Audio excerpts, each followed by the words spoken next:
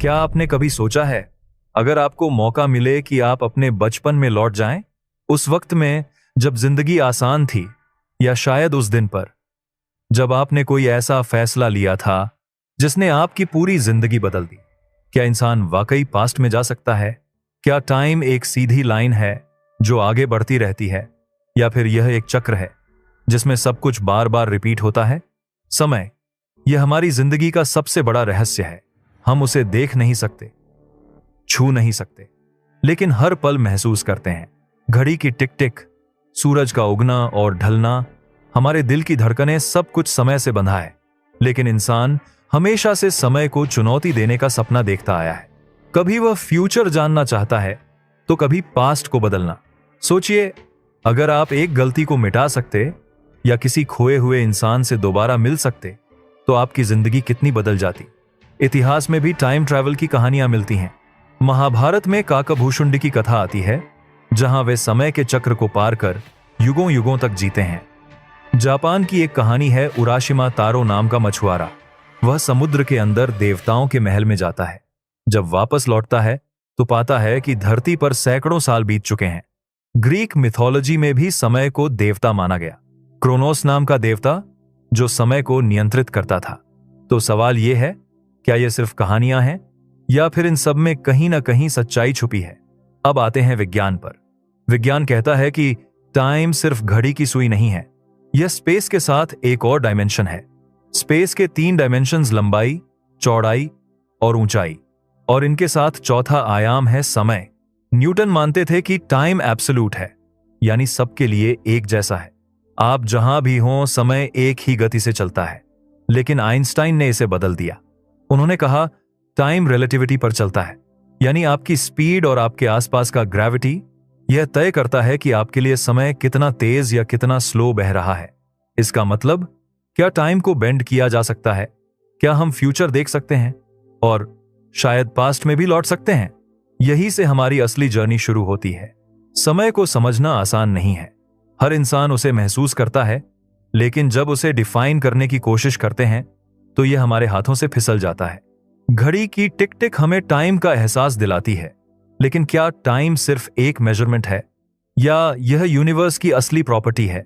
कई दार्शनिकों ने कहा कि टाइम सिर्फ एक इल्यूजन है, यानी असल में इसका कोई अस्तित्व नहीं, यह बस इंसान का परसेप्शन है।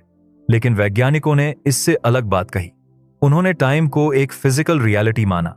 न्यूटन का मानना था कि टाइम और स्पेस दोनों एब्सोल्यूट हैं, यानी वे सबके लिए समान हैं, चाहे आप कहीं भी हों या कैसी भी हालत में हों। समय हमेशा समान गति से बहता रहेगा।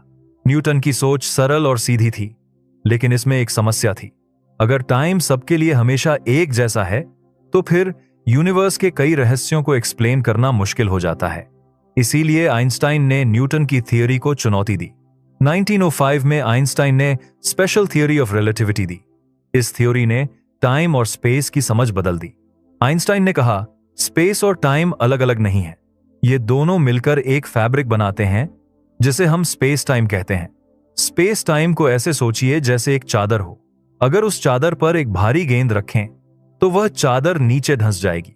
उसी तरह किसी मैसिव ऑब्जेक्ट जैसे कि ग्रह, तारे या ब्लैक होल स्पेस टाइम को बेंड कर देता है, और इसी बेंडिंग के कारण ग्रेविटी उत्पन्न होती है। लेकिन आइंस्टाइन यहीं नहीं रुके। उन्होंने कहा, टाइम भी इस बेंडिंग का हिस्सा है, यानी टाइम एब्सोल्यूट नहीं है, यह ऑब्जर्वर पर डिपेंड करता है। अगर कोई इंसान बहुत फास्ट गति से चलता है तो उसके लिए टाइम धीमा हो जाता है।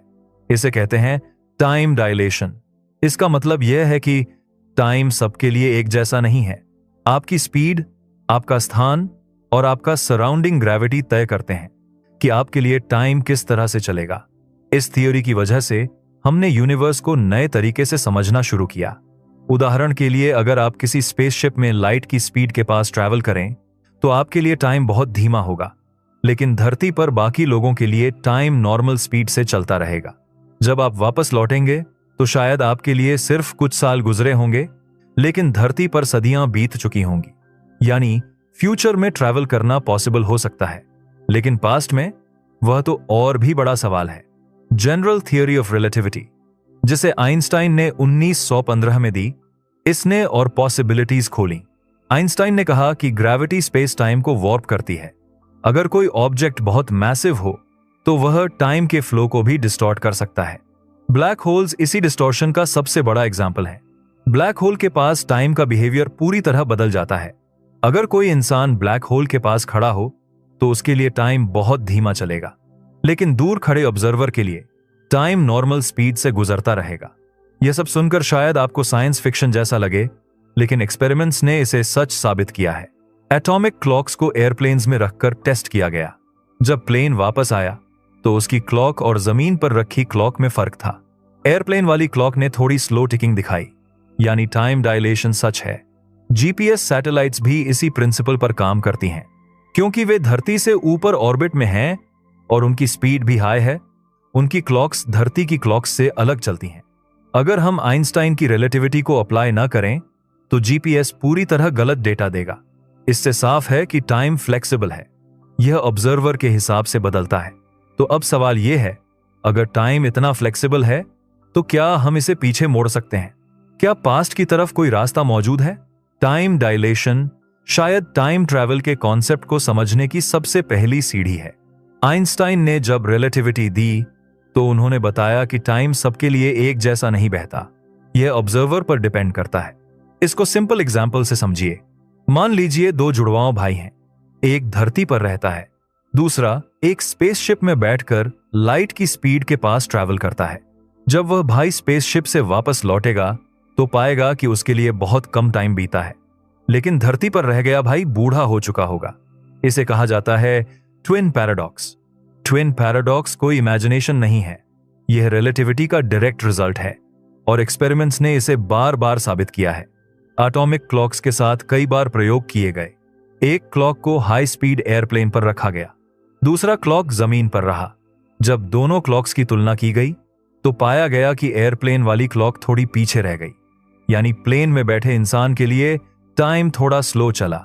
यह फर्क बहुत छोटा होता है, नैनो सेकेंड्स का, लेकिन यह इतना प्रिसाइज है कि इसे क्लियरली मेजर किया जा सकता है और यह प्रूव करता है कि आइंस्टाइन सही थे।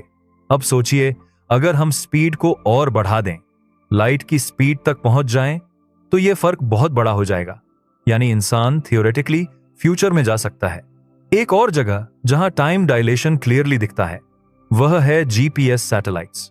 धरती पर आपका मोबाइल आपको एग्जैक्ट लोकेशन बताता है क्योंकि वह जीपीएस सैटेलाइट से सिग्नल लेता है, लेकिन वे सैटेलाइट्स धरती के ऊपर ऑर्बिट में घूम रही हैं। उनकी स्पीड भी हाई है और वे वीकर ग्रेविटी में हैं।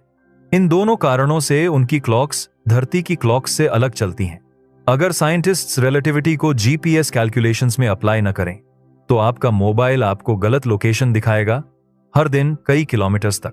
लेकिन रिलेटिविटी को सही तरह से एडजस्ट करने की वजह से जीपीएस परफेक्टली काम करता है, यानी हर बार जब आप गूगल मैप्स यूज करते हैं तो आप इनडायरेक्टली आइंस्टाइन की रिलेटिविटी को यूज कर रहे होते हैं। अब सवाल उठता है, अगर टाइम फ्यूचर की ओर बेंड हो सकता है तो क्या पास्ट की ओर भी पॉसिबल है? आइंस्टाइन की थियरी इसके लिए कुछ रास्ते खोलती है, जैसे कि वर्म होल्स। एक वर्म होल को आप ऐसे समझिए जैसे आप कागज पर दो पॉइंट्स बनाते हैं। अगर आपको एक पॉइंट से दूसरे तक जाना है तो आप नॉर्मली कागज की सरफेस पर लाइन खींचेंगे, लेकिन अगर आप कागज को फोल्ड कर दें तो दोनों पॉइंट्स मिल जाते हैं। बस यही काम यूनिवर्स में वर्म होल कर सकता है, लेकिन वर्म होल सिर्फ थियोरेटिकल हैं। आज तक हमने किसी वर्म होल को देखा नहीं है, फिर भी साइंस फिक्शन मूवीज और थियरीज में वर्म होल्स को टाइम ट्रैवल का रास्ता माना जाता है। एक और पॉसिबिलिटी है कॉस्मिक स्ट्रिंग्स और Tipler cylinder. Cosmic strings hypothetical objects हैं जिनमें इतना स्ट्रॉन्ग ग्रेविटी हो सकता है कि वे स्पेस टाइम को इस तरह वॉर्प कर दें कि क्लोज्ड टाइम लाइक कर्व्स बन जाएं। क्लोज्ड टाइम लाइक कर्व्स यानी ऐसे लूप्स जिनमें घूमकर कोई ऑब्जेक्ट पास्ट में लौट सकता है। टिपलर सिलेंडर एक हाइपोथेटिकल मशीन है जो इन्फिनिट लंबाई की और हाई स्पीड रोटेशन वाली सिलेंडर होगी। अगर यह एग्जिस्ट करे तो इसके आसपास स्पेस टाइम इस तरह ट्विस्ट हो सकता है कि टाइम ट्रैवल पॉसिबल हो, लेकिन यह सब अभी सिर्फ थियरीज हैं। इनमें प्रैक्टिकल प्रॉब्लम्स हैं, जैसे इन्फिनिट एनर्जी की जरूरत या एक्सोटिक मैटर का अस्तित्व जो हमें अभी तक नहीं मिला। लेकिन इन सब डिस्कशन से एक बात क्लियर है, टाइम डायलेशन रियल है। फ्यूचर में ट्रैवल करना थियोरेटिकली पॉसिबल है, पास्ट में लौटना वह अभी भी एक बड़ा मिस्ट्री है। अब तक हमने समझा कि फ्यूचर की ओर ट्रैवल थियोरेटिकली पॉसिबल है, लेकिन पास्ट की ओर यही असली रहस्य है जिसने साइंटिस्ट्स, फिलोसोफर्स और राइटर्स सबको सदियों से परेशान किया है। आइंस्टाइन की जनरल रिलेटिविटी के इक्वेशंस में कुछ ऐसे सॉल्यूशंस निकलते हैं जो टाइम को पीछे मोड़ने की संभावना दिखाते हैं। इन सॉल्यूशंस को कहते हैं क्लोज्ड टाइम लाइक कर्व्स। ये ऐसे लूप्स होते हैं स्पेस टाइम में जहां कोई ऑब्जेक्ट घूमकर अपने ही पास्ट में लौट सकता है। लेकिन ऐसे लूप्स कैसे बन सकते हैं? आइए थियरीज को स्टेप बाय स्टेप समझते हैं। सबसे फेमस आइडिया है वर्म होल्स। वर्म होल को आप ऐसे समझिए जैसे एक पहाड़ के आर पार टनल। नॉर्मली अगर आपको पहाड़ के उस पार जाना है तो आपको पूरा पहाड़ चढ़कर लंबा रास्ता तय करके जाना पड़ेगा, लेकिन अगर कोई टनल बनी हो तो आप सीधे कुछ ही मिनटों में उस पार पहुंच जाते हैं। स्पेस टाइम भी कुछ ऐसा ही बिहेव कर सकता है। यूनिवर्स के दो distant points normally light years दूर हो सकते हैं, लेकिन अगर उनके बीच वर्म होल एग्जिस्ट करे तो वह टनल की तरह शॉर्टकट बन जाएगा। और यह शॉर्टकट सिर्फ स्पेस में ही नहीं बल्कि टाइम में भी हो सकता है। अगर वर्म होल का एक एंड फ्यूचर में हो और दूसरा एंड पास्ट में, तो कोई ट्रैवलर थियोरेटिकली दोनों डायरेक्शंस में जा सकता है। प्रॉब्लम यह है कि वर्म होल्स अनस्टेबल होते हैं, वे तुरंत कोलैप्स हो जाते हैं। उन्हें स्टेबल रखने के लिए एग्जॉटिक मैटर चाहिए, ऐसा मैटर जिसकी नेगेटिव एनर्जी हो, लेकिन एग्जॉटिक मैटर अभी तक हमें मिला नहीं है। दूसरा रास्ता ब्लैक होल से निकलता है। ब्लैक होल स्पेस टाइम को इतना ज्यादा बेंड कर देते हैं कि वहां टाइम का बिहेवियर कंप्लीटली बदल जाता है। कुछ थियरीज कहती हैं कि ब्लैक होल्स के अंदर एक कनेक्शन हो सकता है किसी और जगह या किसी और समय से। व्हाइट होल का कॉन्सेप्ट इसी से जुड़ा है। व्हाइट होल एक हाइपोथेटिकल ऑब्जेक्ट है जो मैटर को बाहर फेंकता है, बिल्कुल ब्लैक होल के उलट। कुछ साइंटिस्ट ने सजेस्ट किया है कि वर्म होल का एक एंड ब्लैक होल में और दूसरा व्हाइट होल में हो सकता है। अगर ऐसा हो तो थियोरेटिकली यह पास्ट और फ्यूचर दोनों की ओर पैसेज बना सकता है, लेकिन प्रैक्टिकली ब्लैक होल्स में एंट्री करना असंभव है। उनका ग्रेविटी इतना इंटेंस होता है कि कोई भी ऑब्जेक्ट वहां पहुंचने से पहले ही स्पैगेटिफिकेशन का शिकार हो जाएगा। एक और फैसिनेटिंग आइडिया है टिपलर सिलेंडर। इमेजिन कीजिए एक बहुत बड़ा इन्फिनिटली लॉन्ग और सुपर मैसिव सिलेंडर जो लाइट की स्पीड के करीब तेजी से रोटेट कर रहा हो। ऐसे सिलेंडर के आसपास स्पेस टाइम इस तरह ट्विस्ट हो सकता है कि क्लोज टाइम लाइक कर्व्स बन जाए, यानी कोई ट्रैवलर उस कर्व पर घूमकर अपने ही पास्ट में पहुंच सकता है।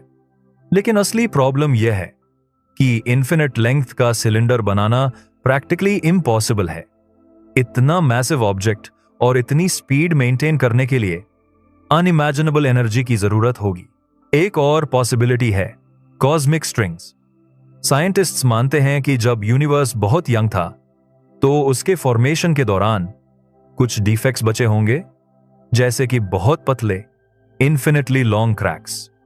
इन्हें कहते हैं कॉस्मिक स्ट्रिंग्स। अगर दो कॉस्मिक स्ट्रिंग्स एक दूसरे के पैरेलल हाई स्पीड से मूव करें या पास से गुजरें तो उनकी ग्रेविटी स्पेस टाइम को इतना डिस्टॉर्ट कर सकती है कि क्लोज्ड टाइम लाइक कर्व्स बन जाए। इससे थियोरेटिकली पास्ट की ओर ट्रैवल पॉसिबल हो सकता है, लेकिन कॉस्मिक स्ट्रिंग्स भी अभी तक हाइपोथेटिकल हैं। हमने यूनिवर्स में उनका कोई सीधा एविडेंस नहीं पाया है। पास्ट में ट्रैवल का सबसे बड़ा चैलेंज है पैराडॉक्स। सोचिए, अगर आप पास्ट में जाकर अपने ही दादा को मार दें तो क्या आप पैदा होंगे? अगर आप पैदा ही नहीं होंगे तो पास्ट में जाकर दादा को मारने कौन गया? इसे कहते हैं ग्रैंडफादर पैराडॉक्स। इसी तरह बूटस्ट्रैप पैराडॉक्स भी है। मान लीजिए आप फ्यूचर से कोई ऑब्जेक्ट या इंफॉर्मेशन पास्ट में ले जाते हैं। वह चीज पास्ट से फ्यूचर तक पहुंचती है, लेकिन सवाल यह है कि वह चीज सबसे पहले आई कहां से? उसका असली ओरिजिन कौन था? ये पैराडॉक्सेस टाइम ट्रैवल को लॉजिकली बहुत कॉम्प्लेक्स बना देते हैं। कुछ साइंटिस्ट्स इन पैराडॉक्सेस को सॉल्व करने के लिए मल्टीवर्स हाइपोथेसिस लाते हैं। उनका कहना है कि अगर आप पास्ट में जाएं और कोई बदलाव करें तो आप असल टाइमलाइन को डिस्टर्ब नहीं करेंगे, बल्कि आप एक नई पैरेलल टाइमलाइन क्रिएट करेंगे। यानी हर डिसीजन एक नया ब्रांच बनाता है, एक नया यूनिवर्स। इस तरह पैराडॉक्सेस सॉल्व हो जाते हैं क्योंकि हर पॉसिबिलिटी का अपना यूनिवर्स होता है। लेकिन प्रॉब्लम यह है कि मल्टीवर्स थियरी का अभी तक कोई एक्सपेरिमेंटल प्रूफ नहीं मिला है। तो क्या पास्ट में ट्रैवल पॉसिबल है? थियोरेटिकली हाँ, आइंस्टाइन के इक्वेशंस अलाउ करते हैं, कुछ मॉडल्स सजेस्ट करते हैं, लेकिन प्रैक्टिकली अभी नहीं। हमें ना तो एग्जॉटिक मैटर मिला है, ना कॉस्मिक स्ट्रिंग्स का एविडेंस, ना इन्फिनिट एनर्जी, और सबसे बड़ी प्रॉब्लम है पैराडॉक्सेस, जो आज भी अनसॉल्व्ड हैं। यानी पास्ट की ओर यात्रा अभी भी एक सपना है, एक ऐसा रहस्य जो हमें लगातार चैलेंज करता है। टाइम ट्रैवल सिर्फ इक्वेशंस और फिजिक्स का खेल नहीं है, यह हमारे सोचने के तरीके, हमारी फिलॉसफी और हमारी पहचान से भी जुड़ा हुआ है। क्योंकि पास्ट और फ्यूचर में जाने का मतलब है हमारे अस्तित्व को ही चुनौती देना। भारत की पुरानी दार्शनिक परंपरा में टाइम को लिनियर नहीं बल्कि साइक्लिक माना गया है। हिंदू फिलॉसफी के अनुसार समय का चक्र है, सतयुग, त्रेता युग, द्वापर युग और कलयुग। हर साइकिल के बाद यूनिवर्स फिर से रीसेट होता है, यानी जो हुआ वही दोबारा होता है। अगर टाइम खुद एक साइकिल है तो पास्ट और फ्यूचर पहले से ही इंटरकनेक्टेड हैं। इस नजरिए से देखा जाए तो टाइम ट्रैवल कोई असंभव चीज नहीं बल्कि यूनिवर्स के नेचुरल पैटर्न का हिस्सा हो सकता है। बुद्धिस्ट टेक्स्ट्स में टाइम को एक निरंतर धारा माना गया है। वह कहते हैं कि हर मोमेंट कॉज एंड इफेक्ट से जुड़ा है। पास्ट, प्रेजेंट और फ्यूचर तीनों एक साथ एग्जिस्ट करते हैं। अगर हर पल एक दूसरे पर निर्भर है तो किसी एक लिंक को बदलने से पूरी चेन प्रभावित हो सकती है। यानी पास्ट में बदलाव फ्यूचर को जरूर प्रभावित करेगा। यह वही सवाल है जो मॉडर्न फिजिक्स में पैराडॉक्सेस उठाते हैं। वेस्टर्न फिलोसोफर्स जैसे ऑगस्टीन कहते थे कि पास्ट अब नहीं है, फ्यूचर अभी हुआ नहीं, सिर्फ प्रेजेंट सच में एग्जिस्ट करता है। अगर पास्ट है ही नहीं तो उसमें कैसे ट्रैवल किया जा सकता है? वहीं नीत्शे ने इटर्नल रिकरेंस का विचार दिया, यानी सब कुछ इन्फिनिट बार दोहराया जाएगा। अगर यह सच है तो पास्ट और फ्यूचर दोनों पहले से तय हैं और हम बस उसी साइकिल में दोबारा जी रहे हैं। टाइम ट्रैवल का ख्याल सिर्फ साइंटिस्ट्स तक सीमित नहीं रहा, मूवीज और बुक्स ने इसे लोगों की कल्पना में जिंदा रखा है। H.G. वेल्स की द टाइम मशीन पहली बार लोगों को टाइम ट्रैवल की पॉसिबिलिटी से फेस कराती है। उसके बाद काउंटलेस फिल्म्स बनी, Back to the future, Interstellar, Tenet. इन कहानियों ने हमें यह सोचने पर मजबूर किया कि अगर हम पास्ट बदलें तो फ्यूचर कैसा होगा, अगर हम फ्यूचर देख लें तो क्या हम अपनी जिंदगी अलग तरीके से जिएंगे। टाइम ट्रैवल का ख्याल हमारे दिमाग को इतना क्यों आकर्षित करता है? क्योंकि हर इंसान के पास क्या होता अगर वाले सवाल होते हैं। क्या होता अगर मैंने वो फैसला अलग लिया होता? क्या होता अगर मैं उस इंसान से मिला ही नहीं होता? क्या होता अगर मैंने कोई गलती कभी की ही नहीं? टाइम ट्रैवल हमें मौका देता है उन पॉसिबिलिटीज को एक्सप्लोर करने का जो हमारी जिंदगी में मिस्ड हो गई। इसीलिए यह सिर्फ साइंस नहीं बल्कि हमारी इमोशंस से जुड़ी हुई ख्वाहिश है। अगर पास्ट में जाना पॉसिबल हो तो क्या हमें ऐसा करना चाहिए? सोचिए, अगर कोई साइंटिस्ट पास्ट में जाकर किसी बड़ी युद्ध या बीमारी को होने से रोक दे तो फ्यूचर कैसा बदल जाएगा? क्या यह अच्छा होगा या शायद उस बदलाव से और बड़ी समस्या पैदा हो जाए? टाइम ट्रैवल एथिक्स का सबसे बड़ा सवाल है, क्या हमें टाइम के नेचुरल फ्लो के साथ छेड़छाड़ करनी चाहिए? अगर फ्यूचर पहले से एग्जिस्ट करता है तो क्या हम सच में फ्री हैं या हमारी हर चॉइस पहले से लिखी हुई है? फिजिक्स का ब्लॉक यूनिवर्स थियरी कहता है कि पास्ट, प्रेजेंट और फ्यूचर एक ही साथ एग्जिस्ट करते हैं। यानी जो कुछ हुआ, हो रहा है और होगा वह सब पहले से तय है। लेकिन हमारी ह्यूमन एक्सपीरियंस हमें बताती है कि हम चॉइसेस करते हैं, हम अपना रास्ता बदल सकते हैं। यह कॉन्फ्लिक्ट आज भी अनसॉल्व्ड है। बहुत से लोग मेडिटेशन या नियर डेथ एक्सपीरियंसेस में बताते हैं कि उन्होंने टाइम को अलग तरीके से महसूस किया। कुछ कहते हैं उन्हें लगा कि पास्ट और फ्यूचर दोनों एक साथ देख रहे हैं। कुछ कहते हैं उन्हें लगा कि टाइम रुक गया है। क्या यह महज दिमाग की हेलुसिनेशन है या सचमुच हमारी कॉन्शियसनेस टाइम के बाहर जा सकती है? अगर कॉन्शियसनेस टाइम से बाहर स्टेप कर सकती है तो शायद हमारी आत्मा के लिए टाइम ट्रैवल पॉसिबल हो। आखिरकार टाइम ट्रैवल का सवाल सिर्फ इतना नहीं है कि क्या हम मशीन बनाकर पास्ट या फ्यूचर में जा सकते हैं। असल सवाल है, टाइम है क्या? क्या यह सिर्फ हमारी परसेप्शन है? क्या यह यूनिवर्स की फंडामेंटल प्रॉपर्टी है या यह एक इल्यूजन है जिसे हम समझ ही नहीं पाए हैं? शायद इंसान कभी टाइम मशीन बनाएगा, शायद नहीं, लेकिन यह क्यूरियोसिटी हमें हमेशा आगे बढ़ाती रहेगी। क्योंकि जब तक टाइम का रहस्य नहीं सुलझेगा, हमारे सवाल खत्म नहीं होंगे। टाइम ट्रैवल का कॉन्सेप्ट फैसिनेटिंग तो है, लेकिन सवाल यह है कि क्या मॉडर्न साइंस सच में इसे टेस्ट कर रही है? क्या एक्सपेरिमेंट्स हमें यह साबित कर सकते हैं कि पास्ट या फ्यूचर में यात्रा पॉसिबल है? सबसे पहले पार्टिकल फिजिक्स। हम जानते हैं कि कुछ पार्टिकल्स ऐसे बिहेव करते हैं जैसे वे समय की सिमेट्री को तोड़ते हों। एग्जाम्पल, इन पार्टिकल्स के डिके में साइंटिस्ट्स ने पाया कि टाइम रिवर्सल सिमेट्री हमेशा फॉलो नहीं होती, यानी नेचर का माइक्रोस्कोपिक लेवल पर टाइम आगे पीछे अलग बिहेव करता है। यह हमें बताता है कि टाइम फंडामेंटल लेवल पर शायद उतना सिंपल नहीं है जितना हम सोचते हैं। न्यूट्रिनोज यूनिवर्स के सबसे मिस्टीरियस पार्टिकल्स, ये मैटर के साथ लगभग इंटरैक्ट ही नहीं करते। कुछ थियरीज सजेस्ट करती हैं कि न्यूट्रिनोस टाइम के पीछे भी ट्रैवल कर सकते हैं। ओपेरा एक्सपेरिमेंट 2011 में साइंटिस्ट्स ने क्लेम किया था कि न्यूट्रिनोस लाइट से तेज ट्रैवल कर रहे हैं। अगर यह सच होता तो यह रिलेटिविटी को तोड़ देता और टाइम ट्रैवल थियोरेटिकली पॉसिबल हो जाता। लेकिन बाद में पता चला कि एक्सपेरिमेंट में टेक्निकल एरर था। न्यूट्रिनोज लाइट से तेज नहीं गए थे। फिर भी इसने एक सवाल जरूर उठाया, क्या कुछ पार्टिकल्स रिलेटिविटी की लिमिट से बाहर निकल सकते हैं? स्विट्जरलैंड का लार्ज हैड्रॉन कोलाइडर आज की सबसे बड़ी पार्टिकल मशीन है। कुछ साइंटिस्ट्स ने प्रपोज किया है कि अगर LHC में माइक्रोस्कोपिक ब्लैक होल्स बनते हैं तो वे टाइनी वर्म होल्स भी क्रिएट कर सकते हैं। ऐसे worm holes theoretically time travel के मिनिएचर एक्सपेरिमेंट्स के लिए यूज हो सकते हैं। हालांकि अभी तक ऐसा कोई एविडेंस नहीं मिला है, लेकिन LHC ने हमें यह दिखा दिया है कि हम मैटर और एनर्जी को एक्सट्रीम कंडीशंस में एक्सप्लोर कर सकते हैं। क्वांटम मैकेनिक्स एक बड़ा गेम चेंजर है। इस लेवल पर पार्टिकल्स का बिहेवियर प्रिडिक्टेबल नहीं है, वे प्रोबेबिलिस्टिक तरीके से एक्ट करते हैं। क्वांटम एंटेंगलमेंट को देखें। दो पार्टिकल्स बहुत दूर भी हों, लाइट ईयर्स दूर, वे इंस्टेंटेनियसली कनेक्टेड रह सकते हैं।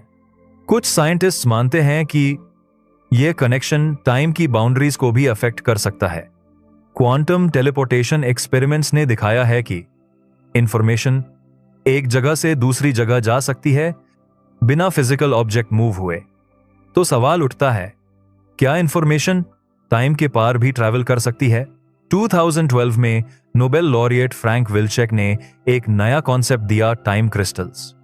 नॉर्मल क्रिस्टल स्पेस में रिपीट होते हैं जैसे डायमंड में एटम्स, लेकिन टाइम क्रिस्टल्स टाइम में रिपीट होते हैं, यानी यह मैटर का एक ऐसा स्टेट है जो लगातार ऑसिलेट करता रहता है बिना एनर्जी खर्च किए।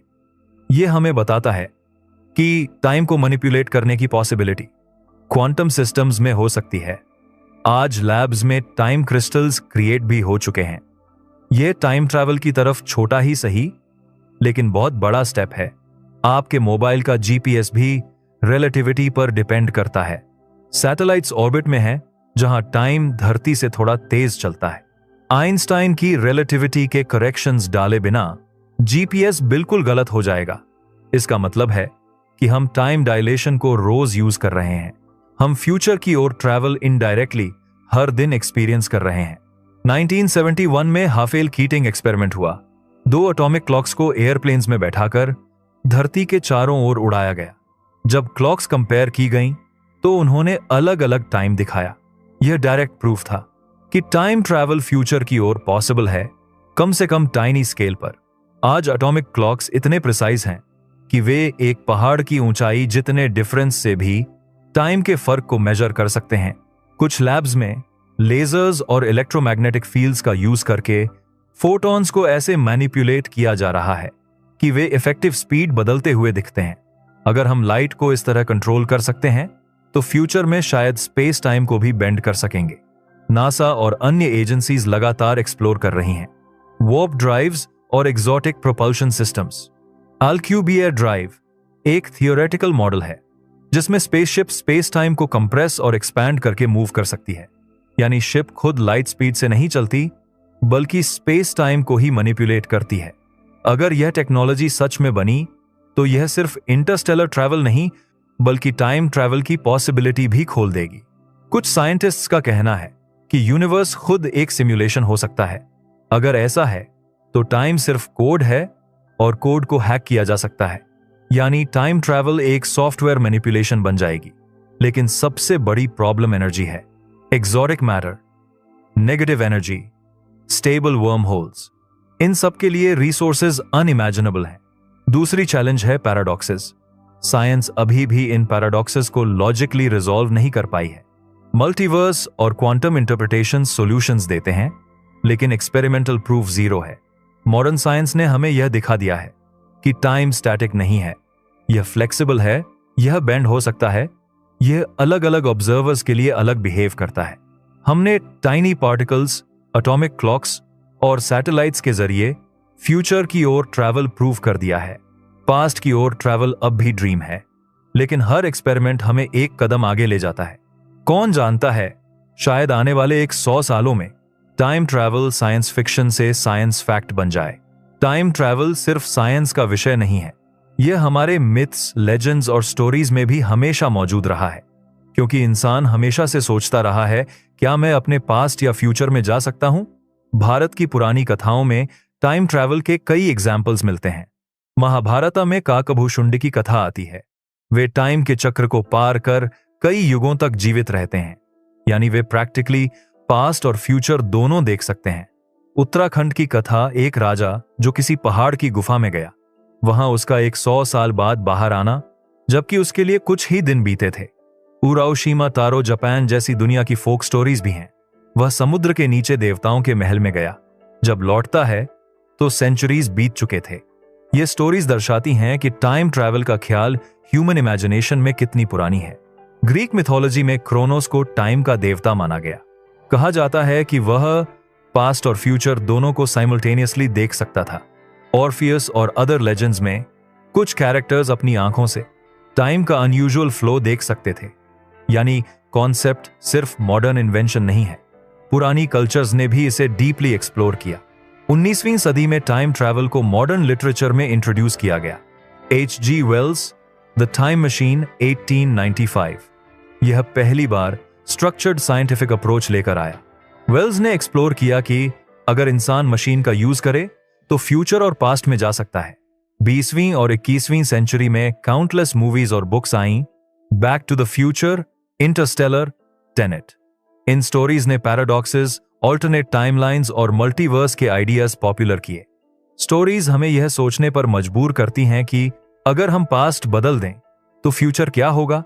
अगर हम फ्यूचर देख लें तो क्या हम अपने डिसीजंस बदलेंगे?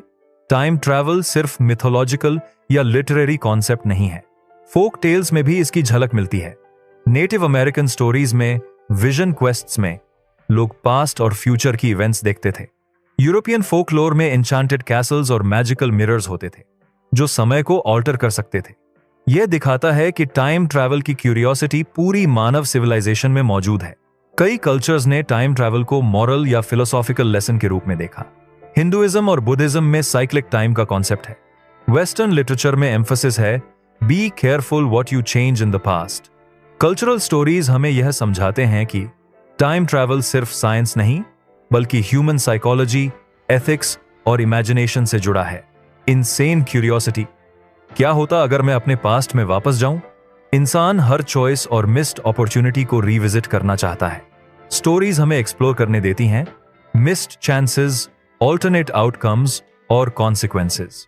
टाइम ट्रैवल मिथ्स और स्टोरीज से यह भी सीखने को मिलता है कि हम ह्यूमन एक्सपीरियंस को री इमेजिन कर सकते हैं, लेकिन रियलिटी में अभी हम कन्फाइंड हैं। मूवीज, गेम्स, कॉमिक्स सब ने टाइम ट्रैवल को पॉपुलर बनाया। साई-फाई मूवीज ने paradoxes, multiverse and future consequences दिखाए। वीडियो गेम्स में प्लेयर्स अपने डिसीजन से ऑल्टरनेट टाइमलाइंस क्रिएट कर सकते हैं। यह दिखाता है कि टाइम ट्रैवल कॉन्सेप्ट अब सिर्फ साइंस या फिलॉसफी का नहीं है, यह ह्यूमन क्रिएटिविटी और इमेजिनेशन का भी हिस्सा बन गया है। कल्चरल, मिथोलॉजिकल और लिटरेरी स्टोरीज में टाइम ट्रैवल हमेशा ह्यूमन क्यूरियोसिटी को फ्यूल करती रही है। साइंस अभी तक केवल फ्यूचर की ओर ट्रैवल प्रूफ कर पाया है, पास्ट की ओर जर्नी अभी ड्रीम है। लेकिन मिथ्स और स्टोरीज हमें यह याद दिलाती हैं कि इंसान हमेशा बाउंड्री क्रॉस करने का सपना देखता रहा है। टाइम ट्रैवल सिर्फ मशीन या थ्योरी का सवाल नहीं है, यह ह्यूमन इमेजिनेशन और फिलॉसफी का हिस्सा है। हमने इस डॉक्यूमेंट्री में एक लंबा सफर तय किया है। फ्यूचर और पास्ट, साइंस और फिलॉसफी, मिथ्स और मॉडर्न एक्सपेरिमेंट्स सब एक्सप्लोर किए हैं। सबसे पहले हमने देखा कि टाइम सिर्फ घड़ी की टिक टिक नहीं है। न्यूटन के समय में टाइम एब्सोल्यूट था, लेकिन आइंस्टाइन ने हमें बताया कि टाइम फ्लेक्सिबल है, ऑब्जर्वर पर डिपेंड करता है। फ्यूचर में ट्रैवल थियोरेटिकली पॉसिबल है, पास्ट में अभी भी मिस्ट्री है। एटॉमिक क्लॉक्स, जीपीएस सैटेलाइट्स और पार्टिकल एक्सपेरिमेंट्स ने यह दिखाया कि टाइम को मैनिपुलेट किया जा सकता है, कम से कम टाइनी स्केल पर। हमने एक्सप्लोर किया worm holes, space time tunnels, black holes और white holes, Tipler cylinder, cosmic strings, quantum mechanics और टाइम क्रिस्टल्स। ये सब दिखाते हैं कि साइंस टाइम को सिर्फ लिनियर फ्लो नहीं मानती। टाइम कर्वेचर, डायलेशन और क्वांटम लेवल पर अनोमलीज सब पॉसिबल हैं, लेकिन एनर्जी कंस्ट्रेंट्स, पैराडॉक्सेस और स्टेबिलिटी प्रॉब्लम्स अभी भी बड़े चैलेंज हैं। पास्ट में जाना आसान नहीं है। ग्रैंडफादर पैराडॉक्स, बूटस्ट्रैप पैराडॉक्स जैसे चैलेंजेस हैं।